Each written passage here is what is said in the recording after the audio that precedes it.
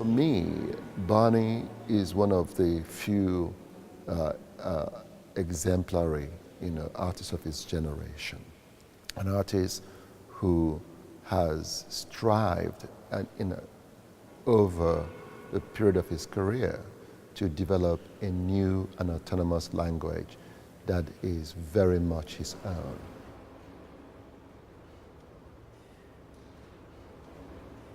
River of Fundament was a response by Matthew Barney to the novel of the American writer Norman Mailer. The novel is called Ancient Evenings, which was set in ancient Egypt. So it's a novel that follows a cycle of life, death, and rebirth. Mm-hmm. Yeah, well, I would say that that's one of for me, one of the central challenges for this piece was to try to balance the real and the artificial in a way that I hadn't before.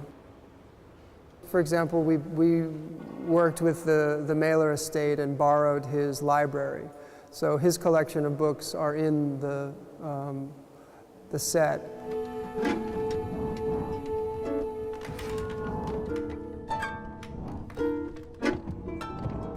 Sort of his presence in the room without actually being there. So there is that level of reality, I would say, which is different from things I've done in the past. And at the same time, there's the artificiality of the transformation of the space over the course of the film and the way that these spirits move in and the naturalistic characters move out. And so that's more familiar, but I think the balance is different.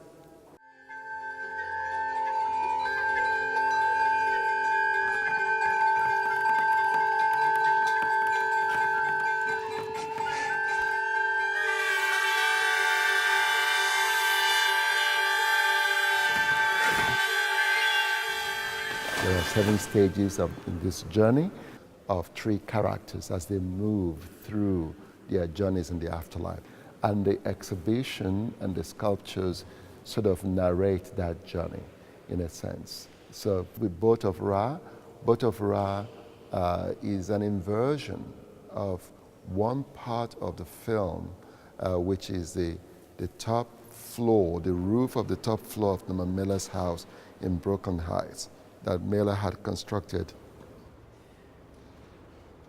At first it seems, quite static, but it's a very dynamic, sculpture because it's as if it's being pulled in that kind of funeral procession.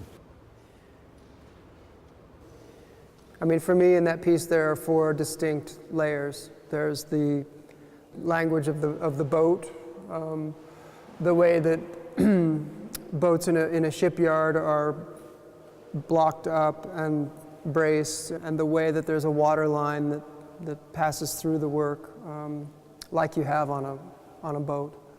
There's the language of the domestic interior of Norman Mailer's house, that literally is the inversion of his the upper floor of his brownstone.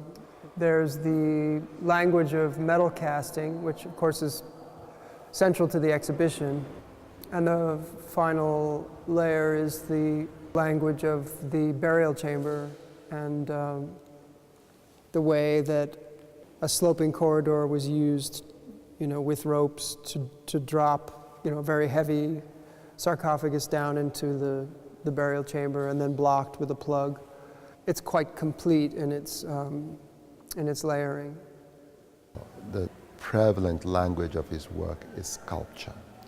And through that, he's orchestrated a way in which, sculpture can function narratively in an exhibition context. And oftentimes these sculptures emerge out of performances or films, but they are not props. They are not sets for the films. It's a process of distillation from the story down to the object, and that's slow. It's a very slow process about sort of capturing the energy from the story and reducing it down into a form. Whereas the filmmaking, you know, I think is quite carnivorous and opportunistic, and it's really about taking in as much from any given setting as possible. You know, it's sort of the opposite. One of the things that makes presenting, you know, sculptural works at Kunst very, fantastic and important is the volume of the spaces. And for any artist, contemporary artists who work on such scale and scope as Barney, it's very clear that, you know, the rooms and the parameters of our galleries offer so much more than many other institutions will be able to offer. You know, I think that there's also a language in this architecture that belongs to the lineage of the Egyptian monument or the mausoleum. This place is like a tomb in terms of its the architectural choices that were made here, particularly the doorways, the apertures in and out of each space. And a space like this appeals to me a lot, where you have episodic movement through the space. You have chambers that connect in a quite logical way, so that you can have a more narrative reading of a show if it's organized that way.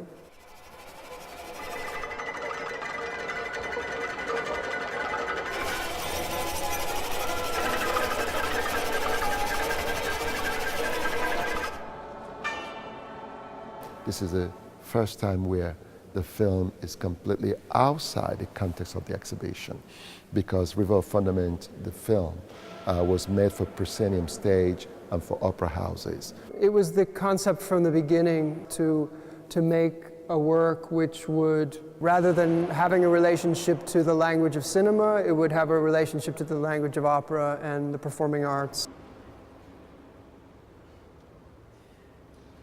I think the opera house setting is right for it. It's, a person can sit comfortably for 6 hours there. It follows in that convention of showing a durational work, and that's different from cinema.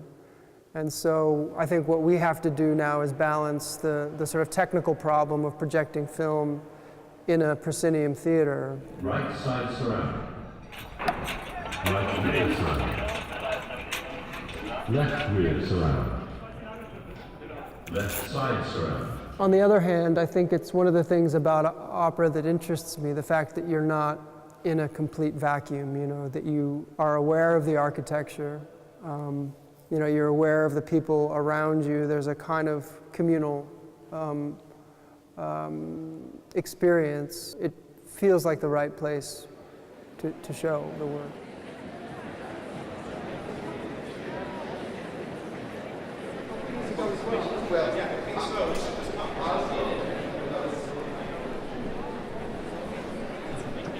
So how was your night?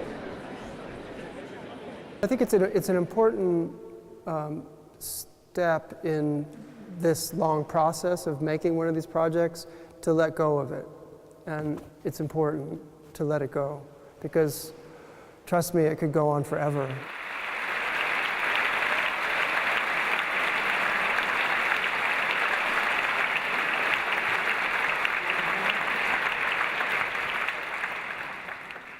There's a need that I have, and I think it's true of the team that I work with, that with each project we need a new challenge. And for me, that has a lot to do with